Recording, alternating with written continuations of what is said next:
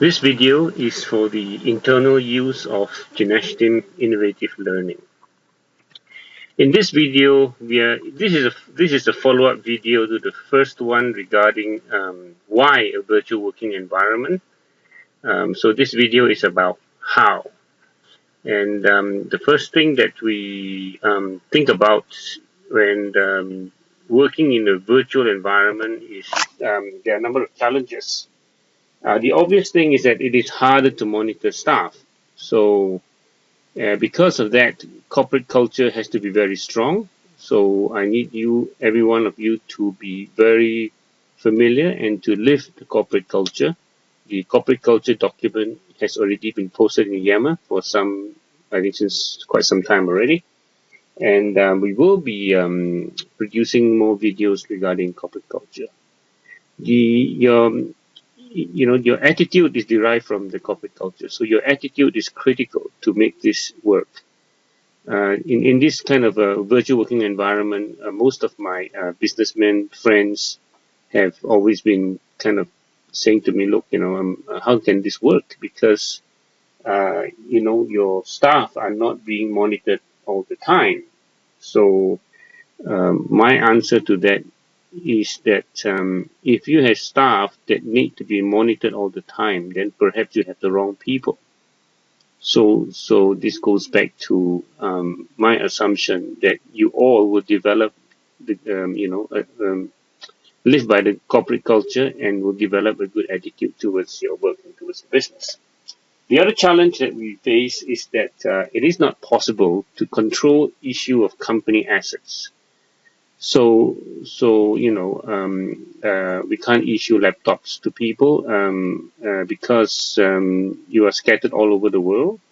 If you issue a laptop to somebody in Timbuktu, and the next day the person disappears or decides that he changes his mind and doesn't want to work for us, how are we going to retrieve our corporate assets?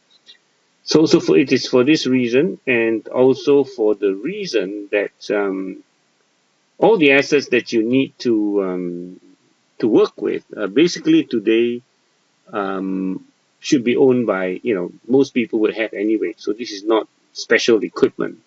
I think the days of only having a PC at work and not having a PC at home is actually a thing of the past. So because of this, we do not issue any company assets.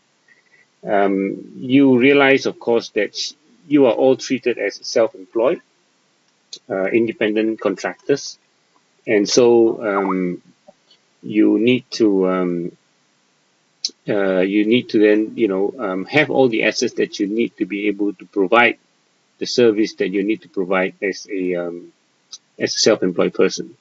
And the good thing about owning your own assets is that you look after them, rather than if you have company assets and then and every time there'll be problems and somebody's got to sort out the problem for you. So here is you look after it and you're responsible for it.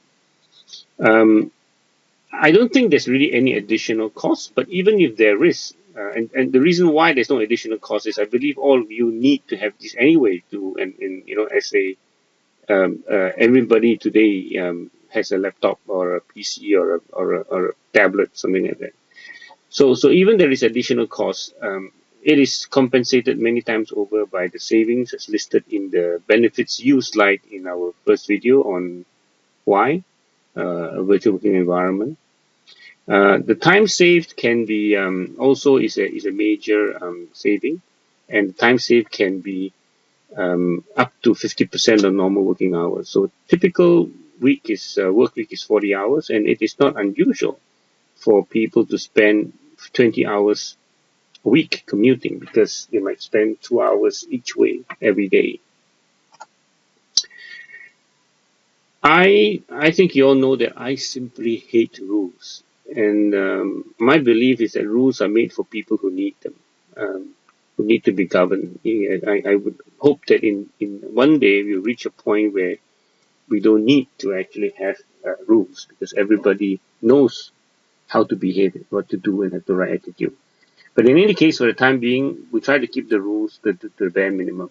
Since you are responsible for the tools you need for work, so you better make sure that you have the right internet connection. And we all know these are the same requirements from our coaching staff, so we need you to have this as well. Any exceptions to this have to be approved by me personally. You have to have a proper functioning PC or laptop, and you have to look after backup, because you are responsible for the data, and you are responsible to have it backed up. Able Online issues recommendations on how often you do your backup.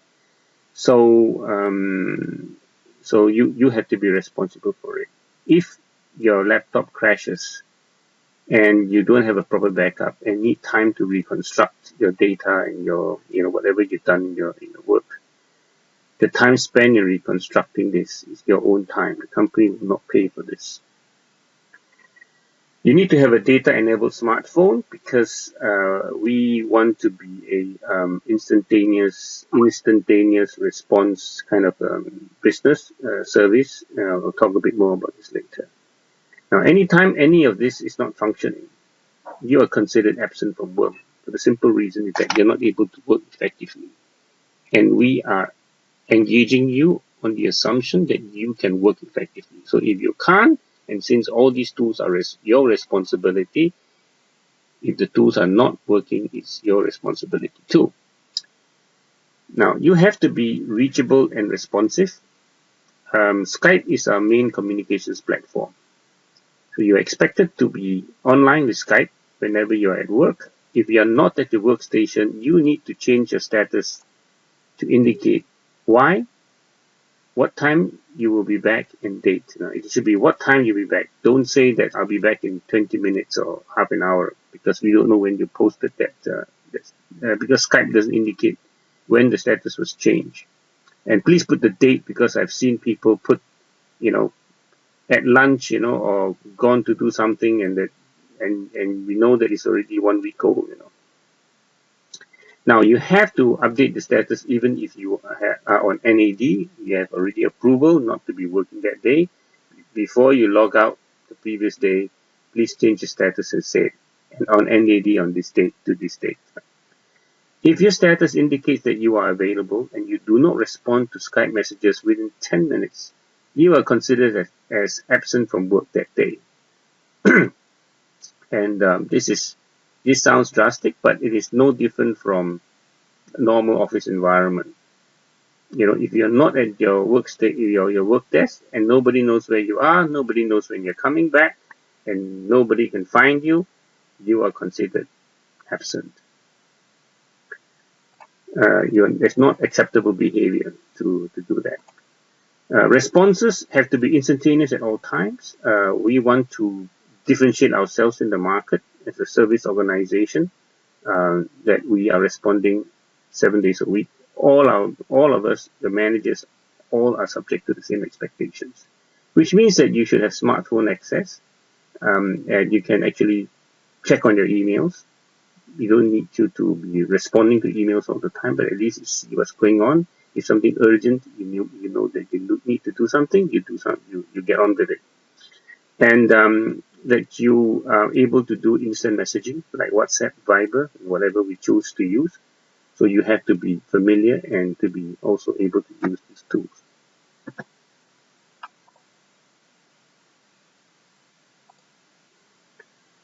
The other flip side is that the flip side of this is that we do give you a lot of flexibility. I want to give you a lot of flexibility, because I believe that I believe in you having work-life balance and being able to do other things whilst you're working. You are allowed to be away from your workstation for up to an hour each time if you have no urgent tasks and no customer waiting for you to do something. You, however, have to update your Skype status. Again, why? Time you'll be back, date when you make that update, and preferably put the time. Then at least it's quite clear that you know when you'll be back. And also indicate how to contact you in case of emergency. And for up to 1 hour, you actually don't even need to ask for permission. If you're going to be away for more than an hour, you need to get approval from your immediate supervisor. And the same rules apply regarding updating your status.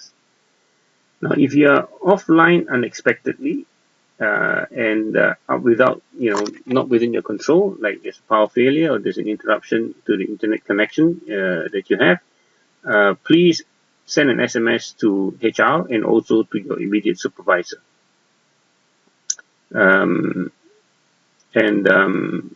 That is just to be considerate that people know why, if, for example, you are not online when you're supposed to be, we can always check with either your immediate supervisor or check with HR whether that, so and so has experienced a power failure. We're not sure when that will come back online. Bear in mind too that if you are subject to, if you have interruption, whether it's power failure or internet interruption, if it exceeds 4 hours in a day, you're considered as also absent that day. That is considered an NAD. If it's less than 4 hours, then we don't make any deduction. Again, it is your responsibility really to make sure that you have a stable internet connection and stable power supply. We do have our Able Online team have got recommended solar chargers and also internet dongles that you can purchase and use in case this happens, so that you can continue to stay connected and be working. The same rules apply, these flexibility rules. If you are going to start work late or you're leaving early, you just need to update your status. Again, if it's less than an hour, we don't really need even you to ask for permission. All this flexibility, there's one exception. The exception is if you are on shift. For example, if you are a full-time coach, you're on shift, or you're doing monitoring, or you're on Able Online, then of course you can't just disappear during your shift.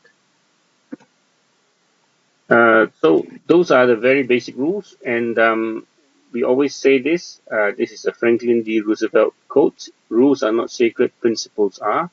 So if any of you feel that these rules are wrong, not appropriate, and they do not really subscribe or support the principles, then please raise your concerns, and we can always adjust the rules. If there can be better rules or more effective rules to preserve our principles, then we are open to suggestions. Thank you.